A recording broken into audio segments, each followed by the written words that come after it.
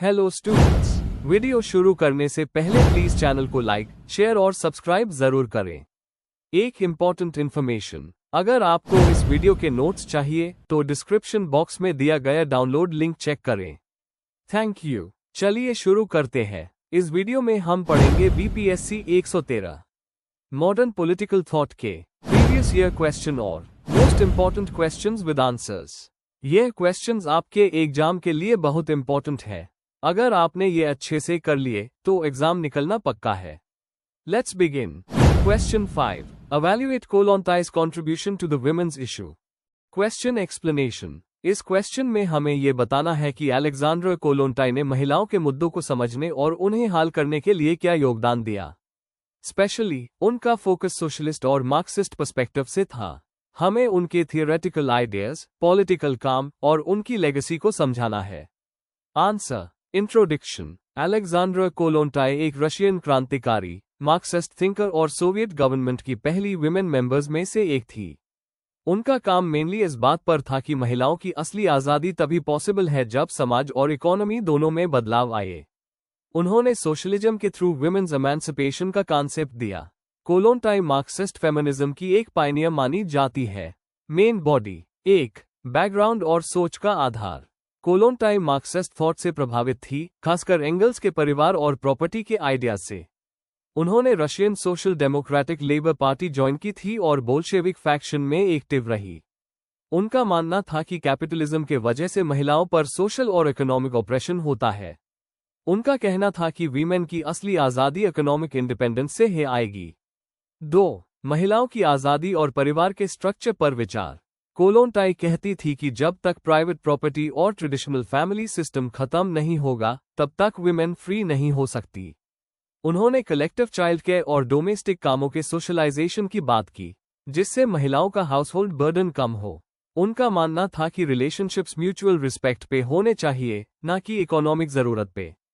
उन्होंने new woman का idea दिया, एक ऐसी महिला जो इंडिपेंडेंट हो और एक्टिवली सामाजिक और पॉलिटिकल लाइफ में पार्टिसिपेट करे। 3, राजनीतिक भूमिका और इंस्टीट्यूशनल काम। सोवियत गवर्नमेंट में सोशल वेलफेयर की मिनिस्टर के रूप में उन्होंने maternity leave, communal kitchens, child care centres और अबॉर्शन सर्विसेज जैसे रिफॉर्म्स लाए। उन्होंने जेनोटिडेल नाम का विमेन्स डिपार्टमेंट बनवाया कम्युनिस्ट पार्टी के अंदर। जेनोटिडेल के थ्रू उन्होंने महिलाओं को एजुकेशन, एम्प्लॉयमेंट और पॉलिटिकल लाइफ में एंगेज किया। एक रेवोल्यूशनरी स्टेप था ये। 4, लेगेसी और आज के संदर्भ में रेलेवेंस। जेनोटिडेल बाद में बैंड हो गया और उनके कई आइडियाज पूरी तरह लागू नहीं हुए, लेकिन उनका विजन फेमिनिस्ट थियरी का फाउंडेशन बन गया। आज भी कोलोंटाई मार्क्सिस्ट फेमिनिज्म में एक इंपॉर्टेंट फिगर है, खासकर अनपेड डोमेस्टिक लेबर और विमेन्स राइट्स के डिस्कशन में।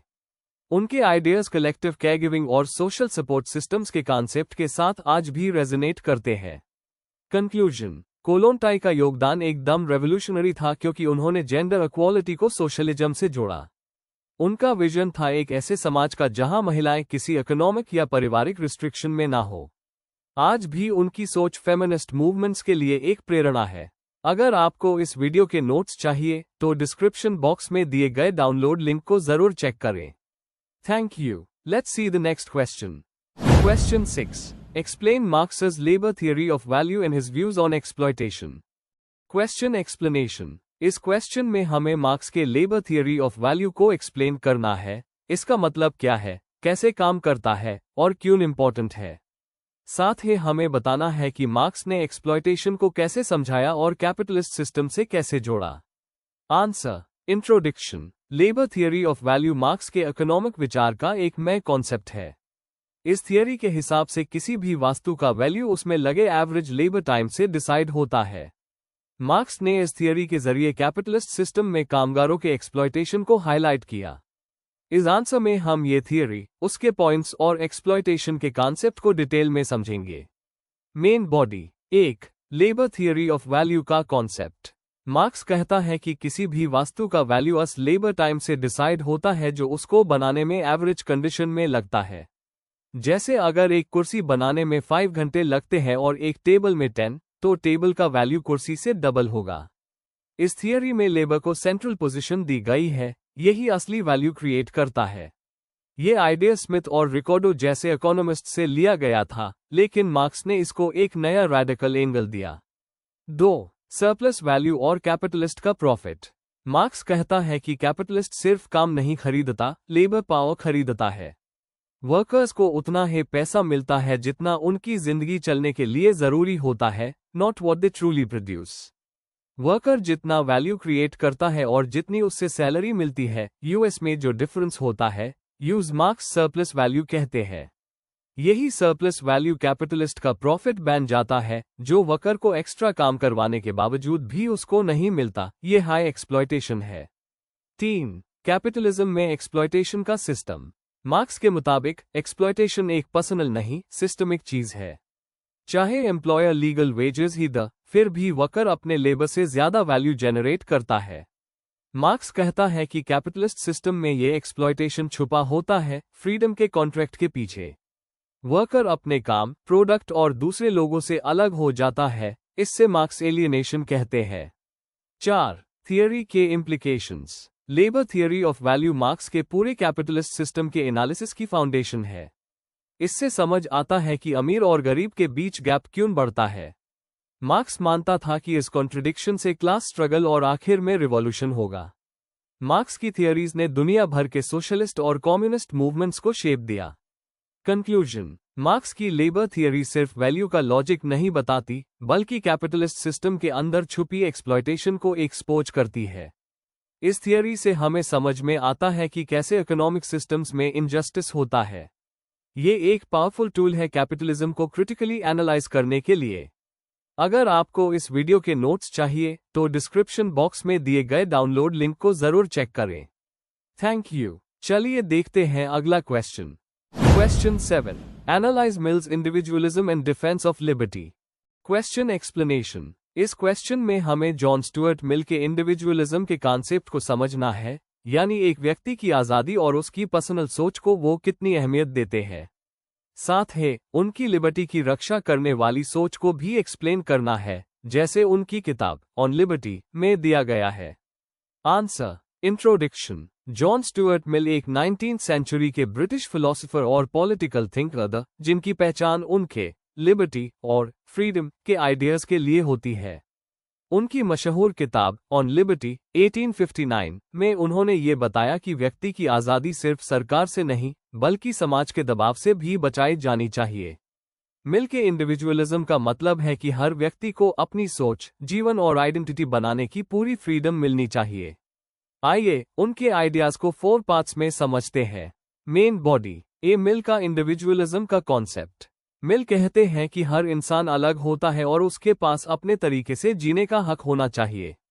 उन्होंने सेल्फ डेवलपमेंट, एक्सपेरिमेंटेशन और फ्रीडम ऑफ थॉट को इंडिविजुअलिज्म के मेन पॉइंट्स बताया। उनके हिसाब से अलग अलग सोच और जीवन शैलियां समाज के लिए फायदेमंद होती है। मिल ने टिरनी ऑफ द मेजॉरिटी का खतरा भी बताया, जब समाज ज्यादा लोगों की सोच के नाम पर अलग सोच रखने वालों को दबा देता है। B harm principle. मिल का मेन रूल था हार्म प्रिंसिपल। इंसान को तब तक आज़ादी है जब तक उसके एक्शन से दूसरों को नुकसान नहीं हो। इस प्रिंसिपल के जरिए वो बताते हैं कि सरकार या समाज तभी इंटरवीन करे जब किसी का एक्शन किसी को डायरेक्टली हर्ट करे। जैसे किसी व्यक्ति का कंट्रोवर्शियल ओपिनियन या अलग लाइफस्टाइल होना उनका पर्सनल मैटर है, जब तक वो किसी और को हार्म नहीं करते। Harm principle freedom of speech, religion और एक्सप्रेशन को प्रोटेक्ट करता है। C liberty of thought and discussion. Mill ने फ्रीडम ऑफ थॉट और बोलने की आज़ादी को बहुत इंपॉर्टेंट माना। उन्होंने कहा कि गलत ओपिनियंस भी यूजफुल होते हैं क्योंकि वो हमें चैलेंज करते हैं और सच को मजबूत बनाते हैं। अगर हम ओपिनियंस को दबा देते हैं तो समाज में सोचना बैंड हो जाता है। डेमोक्रेसी में डिबेट्स और क्रिटिसिज्म का होना जरूरी है, जिससे सोसाइटी ग्रो करती है। डी इंडिविजुअलिज्म और सामाजिक भलाई। मिल ने लिबर्टी को यूटिलिटेरियनिज्म के साथ जोड़ा। उनका मानना था कि आज़ादी से समाज में सबसे ज्यादा खुशी होती है। उन्होंने कहा कि इंडिविजुअल फ्रीडम सिर्फ एक व्यक्ति के लिए नहीं, बल्कि समाज के लिए भी अच्छी होती है। जब लोग फ्रीली सोचते हैं, नए आइडियाज लाते हैं और रिस्पॉन्सिबल बनकर जीते हैं, तो सोसाइटी प्रोग्रेसिव बनती है। तो मिल का इंडिविजुअलिज्म सेल्फ सेंटर्ड नहीं, बल्कि समाज के लिए भी बेनिफिशियल है। कंक्लूजन। मिल के इंडिविजुअलिज्म और लिबर्टी के विचार आज भी मॉडर्न पॉलिटिक्स में रेलेवेंट है। उन्होंने एक ऐसी सोसाइटी की कल्पना की जहां लोग ओपन माइंडेड होकर जिए, अपने फैसले खुद लें और मॉरली ग्रो करें। आज के ज़माने में जब डिजिटल वर्ल्ड और पब्लिक ओपिनियन डोमिनेट करता है, मिल के फ्रीडम के आइडियाज़ हमें इंस्पायर करते हैं। अगर आपको इस वीडियो के नोट्स चाहिए तो डिस्क्रिप्शन बॉक्स में दिए गए डाउनलोड लिंक को ज़रूर चेक करें। Thank you. Let's see the next question. Question 8. Write short notes on the following in about 200 words each. A. Primitive communism. B. Socialization of housework. Question explanation. इस question में आपको 2 short notes लिखने हैं, हर एक लगभग 200 words का। Part A में primitive communism का मतलब और फीचर्स बताने हैं। ये एक अर्ली सामाजिक और आर्थिक सिस्टम था। पार्ट बी में आपको बताना है कि हाउसवर्क को सोशलाइज करने का क्या मतलब है और ये कॉन्सेप्ट जेंडर इक्वालिटी के लिए क्यों जरूरी है। आंसर। इंट्रोडक्शन। प्रिमिटिव कम्युनिज्म और सोशलाइजेशन ऑफ हाउसवर्क दोनों ही मार्क्सिस्ट और फेमिनिस्ट थॉट के इंपॉर्टेंट कॉन्सेप्ट्स हैं। प्रिमिटिव कम्युनिज्म उन समयों का जिक्र करता है जब लोग एकजुट होकर बिना प्राइवेट प्रॉपर्टी के रहते थे। सोशलाइजेशन ऑफ हाउसवर्क एक फेमिनिस्ट आइडिया है जिसमें घर के काम को एक कलेक्टिव जिम्मेदारी बनाने की बात होती है। दोनों ही आइडियाज इस बात पर जोर देते हैं कि समाज और काम को बराबरी के आधार पर ऑर्गेनाइज किया जा सकता है। Main body. A. Primitive communism. Definition और बैकग्राउंड। प्रिमिटिव कम्युनिज्म मार्क्स और एंगल्स के द्वारा दिया गया टर्म है जिसमें प्राचीन समाज में कोई प्राइवेट प्रॉपर्टी नहीं होती थी। सब लोग मिलजुलाई कर समय और रिसोर्सेस का उपयोग करते थे।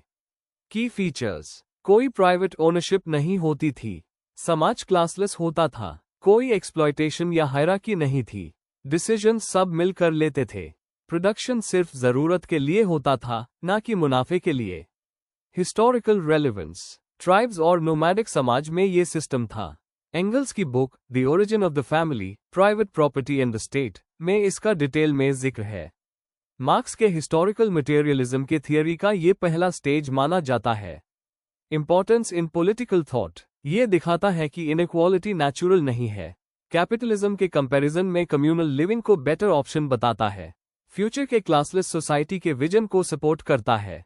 B. Socialisation of housework. Concept overview. Socialisation of housework का मतलब है घर के काम जैसे कुकिंग, क्लीनिंग और चाइल्ड केयर को सिर्फ एक महिला की जिम्मेदारी से हटाकर कलेक्टिव या इंस्टीट्यूशनल लेवल पर लाना। Feminist perspective.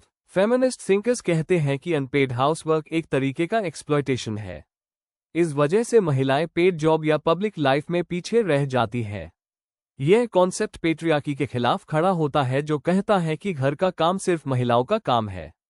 एग्जाम्पल्स और applications. Communal kitchens, day care centres, cooperative housing जैसे मॉडल्स इस कॉन्सेप्ट को सपोर्ट करते हैं। यूएसएसआर जैसे सोशलिस्ट कंट्रीज में, जैसे अलेक्जेंड्रा कोल्लोंटाई के आइडियाज, यह मॉडल यूज किया गया था।